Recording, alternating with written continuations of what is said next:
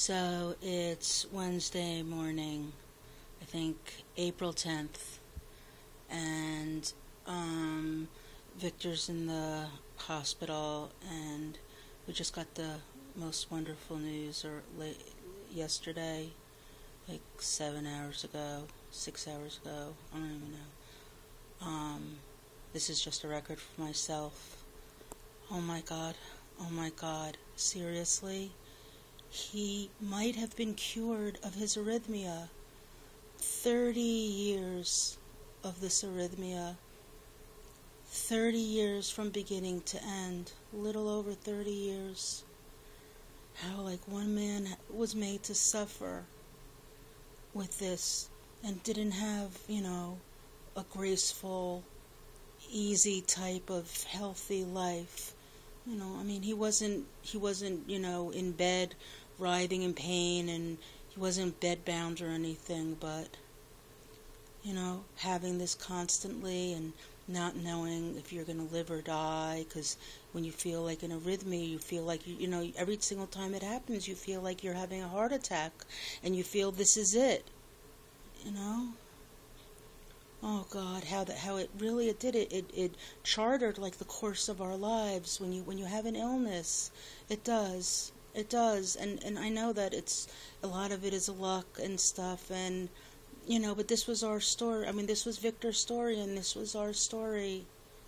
And but we are so blessed now. He has a potential for being totally cured. And now we're going to be like people who don't have to sit and worry about health stuff all the time and having that dominate their lives. And they're free to come and go. They're free. They could live freely. They could live happily without these things on their minds, without it, because when you're sick, it goes into the joy of your life. It disturbs the joy of your life. So even when good things are happening, you can never really be joyful because it's always there. It's always, you can never just be peaceful, have a peaceful heart. You just can't, especially when it's your heart or cancer or any, sort of devastating diagnosis. And while his heart arrhythmias and stuff didn't kill him, it made his life so different. And I think that's one reason why we never had kids, and I think that's why I never really wanted to have kids, because you know how like us women, we want to pick, somebody special to have children with, and the right person. You don't want to just have a child with any guy. At least I didn't, And I think that I always felt like he wouldn't be able to be the father that I would want for my child because he was ill. Not that he didn't want to, and not that he's a very loving person and, one of the good guys and stuff. But still, you don't want to pick somebody to be the father of a child who's ill. So how this whole thing changed the course of our life is just amazing. And I'm just making this, right now for myself, for my records and stuff. And I hate to be thinking these things. I want to just think positively and stuff, but and even though I'm thrilled that this happened, and I'm so grateful and so blessed and everything, still, I feel like so much was stolen from me, from us, from our choices. And it was only by luck and by chance that he even found out about a cure. Just happened to be on the internet and found a cure, so that he potentially doesn't have to just keep on living like this for, again, more years and more years and more years. It's true, when they say that you have your health, you do have everything. And he and I were very, very blessed, in our earlier years. No illnesses, no nothing. We were able to live like other families can now that don't have sicknesses. The parents are whatever in their 30s, 40s, 50s. Their children are healthy. They, thank God, are healthy. Maybe their parents are aging and getting older, but their partners are well.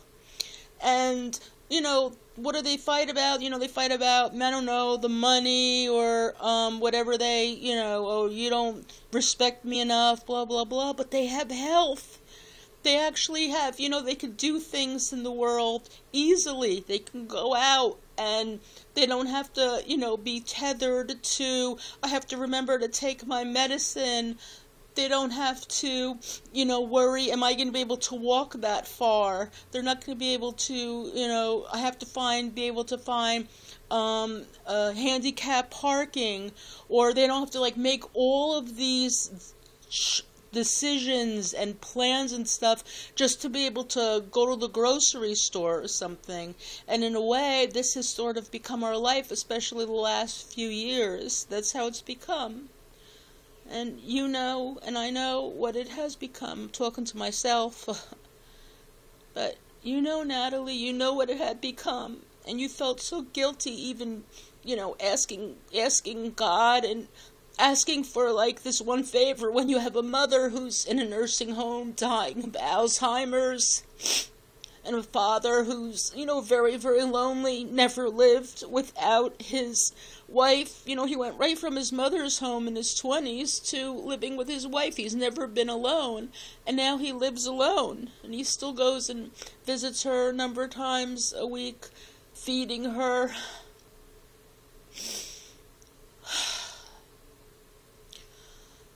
Oh, God. And I feel in a way, sometimes, I shouldn't, because, the world doesn't revolve around me, There's lots of people in the world, but I feel like we got punished because we had everything so good.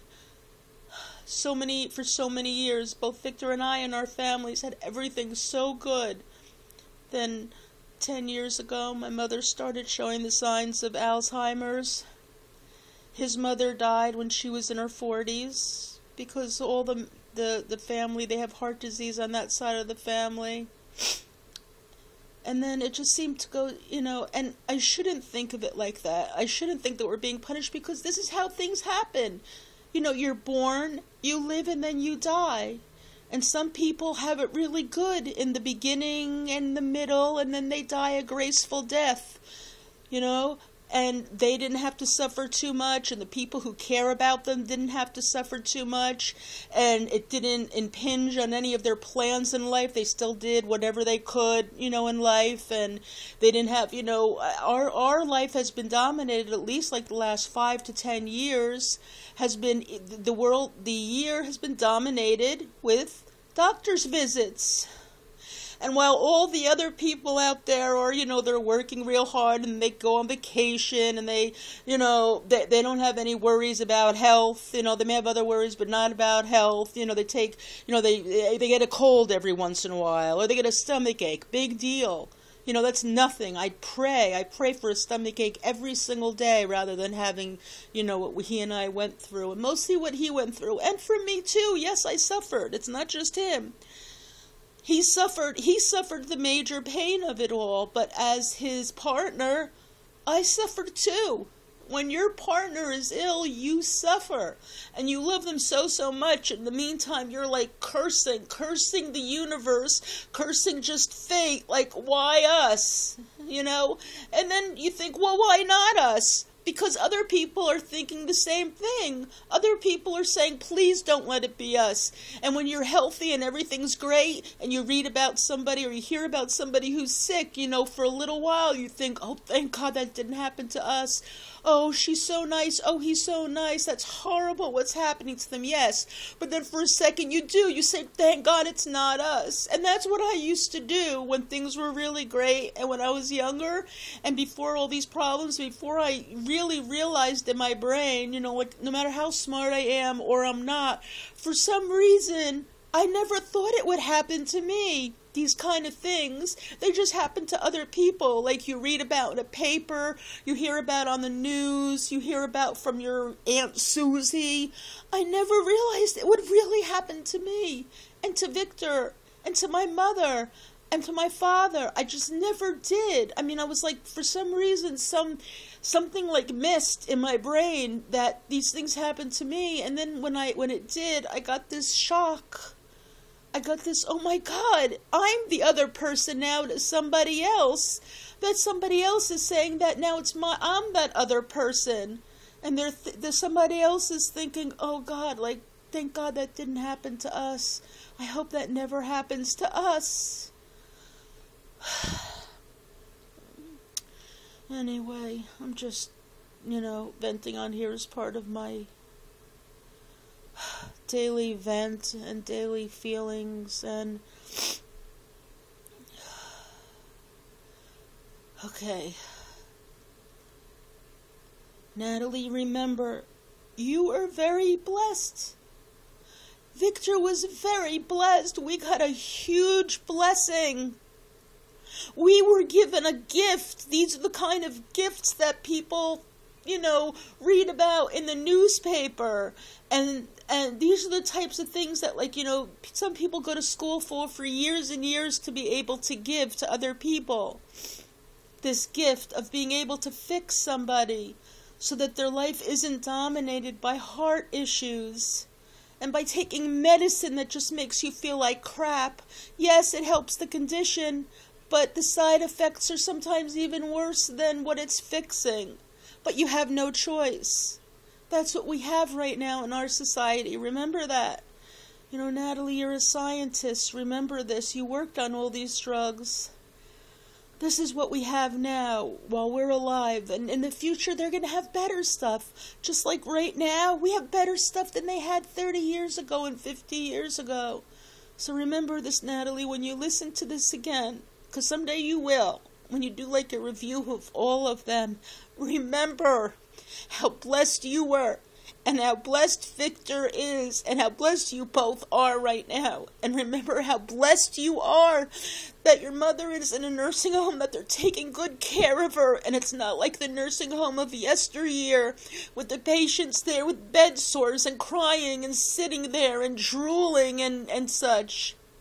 You're very lucky. Remember this. And if you're listening to this, if you're still alive, you're 75 or you're 80 and you are listening to this, or somebody is playing this for you, remember how blessed you are at this moment. So no matter what you're going through someday, when you do hear this again, just remember, you've had very, very good things happen for you. And remember that. And don't curse the universe. Or don't, think that God just hates you. Remember, you've had good things happen. You were very, very lucky in a lot of ways. And just remember this, okay, Natalie? Just remember this. Bye-bye. As always, bye-bye.